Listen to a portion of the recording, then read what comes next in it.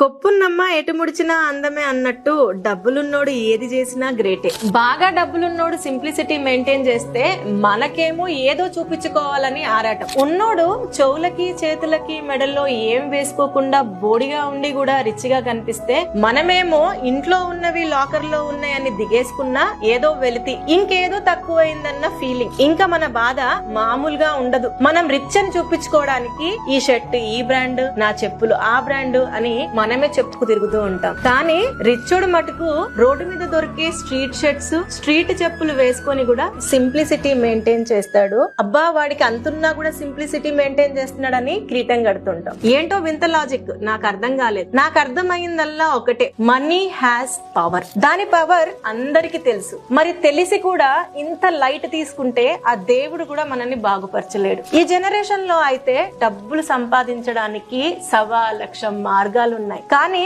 మనకు కావాల్సిందల్లా ఆశ, ఆశయం. అరే అంతెందుకు, ఈ రోజుల్లో హ్యాపీగా ఇంట్లో కూర్చొని నీ కన్వీనియంట్ టైం లో కూడా నీకు కావాల్సిన ఫిగర్ లో డబ్బులు సంపాదించుకోవచ్చు. కానీ చేయాల్సిందల్లా టైం ని ప్రొడక్టివ్ వాటి మీద పెడితే గనక నీ యొక్క లైఫ్ స్టైల్ కంఫర్ట్ ని, లగ్జరీని 100% మార్చుకోవచ్చు. లేదు నేను ఇట్లానే